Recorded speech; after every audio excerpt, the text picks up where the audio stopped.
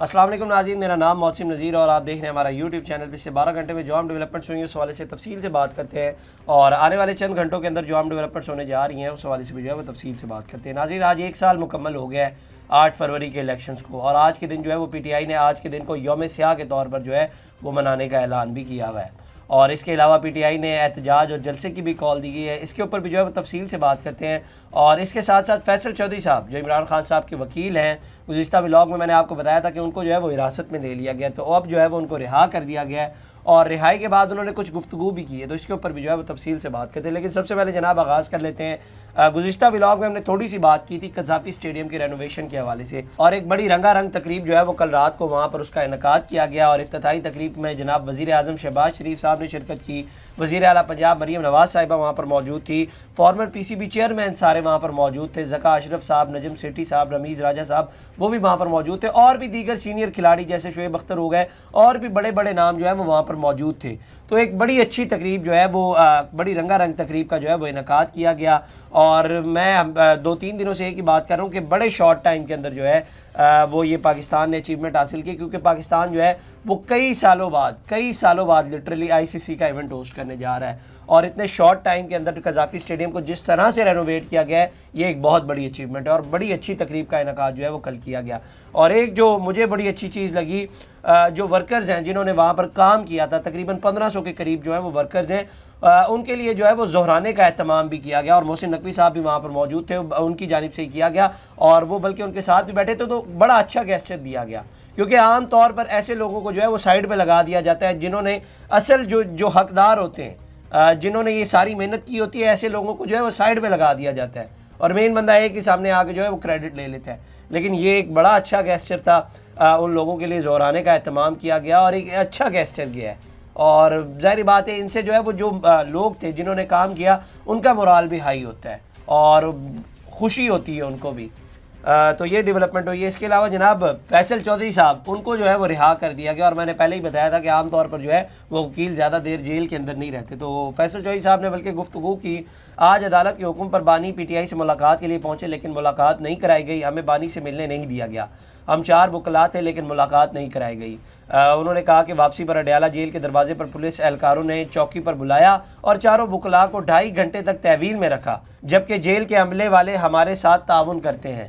فیصل چودھری کا کہنا تھا کہ گالم گلوچ میرا شیوا نہیں، لیکن جب ایک شخص کو روکا جائے اور محبوس رکھا جائے اور میرے خلاف کوئی درخواست ہے یا نہیں ہے، کوئی یہ سمجھتا ہے کہ معافی مانگوں تو معافی نہیں مانگوں گا۔ ان کا کہنا تھا کہ میں بانی پی ٹی آئی کی تحریک پر یقین رکھتا ہوں، مجھے پتہ ہے کہ میرے بولنے سے کیا خطرات ہیں، لیکن یہ بانی کی تحریک کے سامنے کچھ نہیں۔ ریاستی دہشت گردی کا جس طرح کارکنوں نے سامنا کیا اس پر مجھے فخر ہے۔ ان کا کہنا تھا کہ 8 فروری سے پہلے پکڑ دھکڑ شروع کر دی ہیں، عدالتوں میں ججوں کی نوکریوں پر لگنے والی لوٹ سیل پاکستان کے انصاف کے لیے بہتر نہیں، ہم اپنے ورکرز اور رہنماؤں کے لیے فیئر ٹرائل چاہتے ہیں۔ تو یہ جو ہے وہ انہوں نے گفتگو کی ہے۔ اس کے علاوہ جناب ایک بڑی انٹرسٹنگ خبر جو ہے وہ کل رات کو آئی، اور ایئر وائی کے ایک پروگرام کے حوالے سے جو ہے وہ ایک ایشو سٹارٹ ہوا، اور مسئلہ یہ ہے کہ 7 بجے والا جو ایک پروگرام ہے، 7:03 پہ وہ پروگرام آن ایئر ہوتا ہے، اسے جو ہے وہ اچانک کٹ کر دیا گیا، اور اس کے بعد جو ہے وہ اشتہارات چلنے لگ گئے۔ اچھا، اس پروگرام کے اندر جو 7:03 پہ شروع ہوتا ہے، اس کے اندر جو ہے وہ خاور گمن صاحب،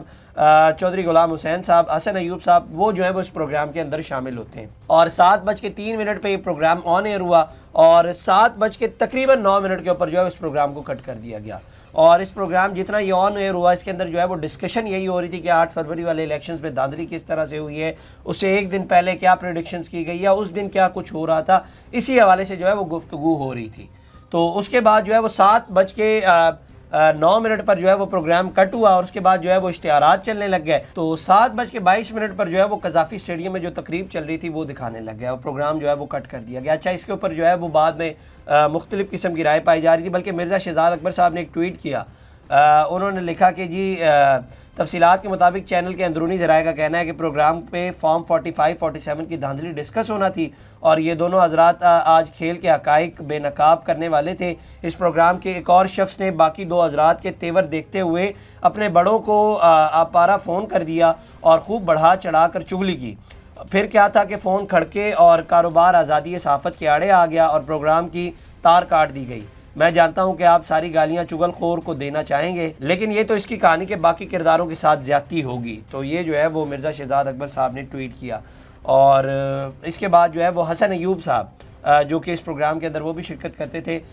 تو انہوں نے ان سے بات ہوئی تو انہوں نے کہا کہ جی ایک تو یہ پروگرام لائیو نہیں تھا جو کہ ہم نے کٹ کیا ہے، یہ پروگرام تھا ریکارڈڈ، اور ریکارڈڈ پروگرام اگر ہم بعد میں چلا رہے ہیں تو اس کا مطلب یہ ہے کہ اگر ہم نے نہ ہی چلانا ہوتا اس پروگرام کو، اس کو کٹ ہی کروانا ہوتا تو اس کو پہلے ہی کر دیتے، ہم اس کو جو 9 منٹ کا چلایا گیا اس کو یہی کیوں چلاتے۔ اور دوسرا یہ کہ جو قذافی اسٹیڈیم کی تقریب دکھائی گئی تو یہ مختلف چینلز نے جو ہے وہ اس کی افتتاحی تقریب کو جو ہے وہ لائیو دکھایا، تو اس وجہ سے جو ہے وہ ایئر وائر بھی کہا جا رہا ہے کہ اس کو لائیو دکھایا ہے۔ تو یہ جو ہے وہ موقف سامنے آیا حسن ایوب صاحب کی جانب سے کہ انہوں نے کہا کہ جناب یہ ایک تو پروگرام ریکارڈڈ تھا، اور لائیو ہوتا تو آپ کہہ سکتے تھے، لیکن یہ پروگرام ریکارڈڈ تھا، اور اگر ہم نے یہ نہ ہی چلانا ہوتا تو ہم اس کو پہلے ہی نہ چلاتے، اس کو 9 منٹ کے لیے بھی کیوں چلاتے۔ یہ حسن ایوب صاحب کا جو ہے وہ موقف آیا ہے، اور دوسرا مرزا شہزاد اکبر صاحب نے بھی کچھ ڈاؤٹس جو ہیں وہ بیچ میں ڈالے ہیں، تو یہ دونوں سائڈز کے جو ہیں وہ موقف ہیں، یہ بھی آپ کے سامنے رکھ دیے۔ اس کے علاوہ جناب پی ٹی آئی کی جو 8 فروری کی احتجاج کی کال ہے، تو اس کے بعد جو ہے وہ پنجاب اور بلوچستان کے اندر یہاں پر جو ہے وہ دفعہ 144 نافذ کر دی گئی ہے، اور یہاں پر کہا گیا کہ جناب آپ کسی قسم کے احتجاج اور جلسے جلوس جو ہے وہ نہیں کر سکتے۔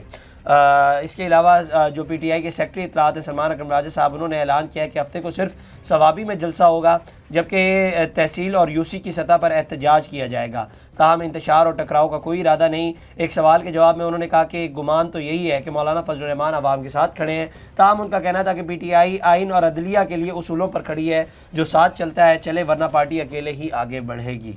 اس کے علاوہ جناب جیو نے خبر دی ہے، اور وہ خبر یہ ہے کہ جناب وزیر اعلیٰ خیبر پختونخوا علی امین گنڈا پور نے تحریک انصاف کے جلسوں اور احتجاجوں پر اب تک 50 کروڑ روپے خرچ کر دیے ہیں۔ ذرائع کا بتانا ہے کہ وزیر اعلیٰ خیبر پختونخوا نے جلسوں اور احتجاج پر 50 کروڑ روپے سے زیادہ خرچ کیے، جبکہ احتجاج کے دوران جلائی گئی مشینری اور دیگر نقصانات کی ادائیگی وزیر اعلیٰ نے اپنی جیب سے کی۔ ذرائع کا کہنا ہے کہ کل ہونے والے جلسے کے لیے وزیر اعلیٰ نے پارٹی کو 50 لاکھ روپے دیے ہیں، جبکہ قافلے میں شامل سینکڑوں گاڑیوں کے کرایوں کی ادائیگی کر دی گئی ہے۔ ڈی آئی خان ریجن سے کل بڑا قافلہ عمر امین کی قیادت میں ثوابی پہنچے گا۔ اس حوالے سے ترجمان وزیر اعلیٰ کے پی فراز مغل نے جیو نیوز سے گفتگو کرتے ہوئے کہا ہے کہ علی امین گنڈا پور نے اخراجات اپنی جیب سے ادا کیے ہیں۔ کل ہونے والے جلسے کے لیے بھی وزیر اعلیٰ نے فنڈ دیا ہے، اور وہ پارٹی کے لیے کام کرتے رہیں گے۔ تو یہ جو ہے وہ ایک جیو نے خبر دی۔ اس کے علاوہ جناب لاہور کے حوالے سے اگر تھوڑی سی بات کریں تو جو چیف آرگنائزر ہیں عالیہ حمزہ، ابھی نیا ان کو یہ عہدہ دیا گیا ہے، اور انہوں نے جو ہے وہ صوبائی اسمبلی کے جو ٹکٹ ہولڈرز ہیں، صوبائی اور قومی اسمبلی کے جو ٹکٹ ہولڈرز ہیں اور پنجاب سے جن کا تعلق ہے، ان کو مختلف ہدایات جاری کی ہیں، اور عالیہ حمزہ کے اوپر جو ہے وہ 7 نئے کیسز میں ممکنہ گرفتاری سے قبل یہ ہدایات جو ہیں وہ جاری کی گئی ہیں۔ 7 نئے مقدمات میں جو ہے وہ ان کا نام آ گیا ہے، اور تمام رہنما اپنے اپنے حلقوں میں بدترین خواہ دھاندلی کے خلاف پرامن احتجاج کریں، اپنے حلقے میں کارکنوں سے کوارڈینیشن کر کے احتجاج کو مؤثر بنائیں، احتجاج کے لیے کھلی جگہ یا مرکزی شاہراہ کا انتخاب کریں، اور عوام میں احتجاج کے حوالے سے شعور پیدا کرنے کے لیے آگاہی مہم چلائیں۔ یہ ذہن میں رکھیے گا کہ پنجاب کے اندر جو ہے وہ دفعہ 144 نافذ کی گئی ہے، اور دوسری جانب شیخ وقاص حکم نے بھی کہا ہے کہ ہمارا ارادہ صرف ثوابی کے اندر جلسہ کرنے کا ہے۔ تو یہ جناب ڈیولپمنٹ ہوئی۔ اس کے علاوہ جناب ایک بڑی امپورٹنٹ ڈیولپمنٹ ہوئی ہے، اور اس کی انڈیا کو بڑی آگ لگی ہوئی ہے، اور انڈیا کے حالات جو ہیں وہ آپ اس سے اندازہ لگائیں۔ میں آپ کو خبر بتا دیتا ہوں۔ بنگلہ دیشی بحریہ کے سربراہ ایڈمرل محمد نظم الحسن نے جمعے کو راول پنڈی میں واقع جنرل ہیڈ کوارٹر GHQ میں پاکستانی فوج کے سربراہ جنرل عاصم منیر سے ملاقات کی، جس کے دوران علاقائی سلامتی اور 2 طرفہ دفاعی تعاون کے معاملات پر زیر بحث آئے۔ پاکستانی فوج کے شعبہ تعلقات ISPR کی جانب سے جاری کی گئی پریس ریلیز میں بتایا گیا ہے کہ بنگلہ دیش کی مسلح افواج کے اس دوسرے اعلیٰ سطح کے دورے کے دوران دونوں معززین نے باہمی دلچسپی کے امور، موجودہ علاقائی سلامتی کے ماحول اور 2 طرفہ دفاعی اور سیکیورٹی تعاون کو بڑھانے کے موقع پر تبادلہ خیال کیا ہے۔ انہوں نے خطے میں امن و استحکام کے لیے پاکستان کی مسلح افواج کی کلیدی کردار کا بھی اعتراف کیا ہے۔ ایڈمرل محمد نظم الحسن نے علاقائی امن و استحکام کے لیے پاکستان کی نمایاں خدمات، بالخصوص کثیر القومی میری ٹائم مشقوں، امن 2025 اور امن ڈائیلاگ کے انعقاد کو سراہا ہے۔ تو یہ جو ہے وہ ڈیولپمنٹ ہوئی ہے، اور یہ سب پاکستان کے اندر ہو رہا ہے، تو آپ اندازہ لگائیں کہ بھارت کے اس وقت حالات کیا ہوں گے، اور آئندہ آنے والے دنوں میں یہ بھی کہا جا رہا ہے کہ جناب پاکستان اور بنگلہ دیش سے جو ہے وہ براہ راست اب فلائٹس بھی جائیں گی۔ تو اس سے آپ دیکھیں کہ پاکستان اور بنگلہ دیش کا ٹورزم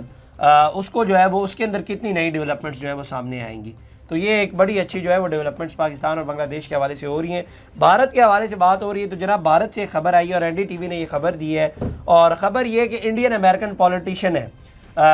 کشامانہ ساونت، وہ انڈیا سے ویزا لینے کے لیے جو ہے وہ انہوں نے انڈیا وزٹ کرنا چاہتی تھی بیسیکلی، مطلب ان کے جو اوریجن ہیں وہ انڈیا کے ہیں، تو ان کو جو ہے وہ انڈیا ویزا دینے سے جو ہے وہ ان کو انکار کر دیا گیا ہے، اور یہ وجہ بتائی جا رہی ہے کہ جناب آپ کا نام جو ہے وہ ریجیکٹڈ لسٹ کے اندر ہے، اس وجہ سے جو ہے وہ آپ کو ویزا نہیں دیا جا رہا۔ اور کشانہ ساونت انہوں نے یہ موقف دیا ہے کہ جناب چونکہ میں نریندر مودی کی پالیسیز سے اختلاف کرتی ہوں، ان کے اوپر تنقید کرتی ہوں، اس وجہ سے جو ہے وہ مجھے ویزا نہیں دیا جا رہا۔ تو یہ حالات ہیں انڈیا کے۔ خیر یہ جناب اب تک کی ڈیولپمنٹس، اگلی ویڈیو میں آپ سے دوبارہ ملاقات کریں گے اللہ نے کے بعد۔ اس طرح کی اور ویڈیوز دیکھنے کے لیے سبسکرائب کیجیے ہمارا چینل اور دیکھتے رہیے PSPKG نیوز۔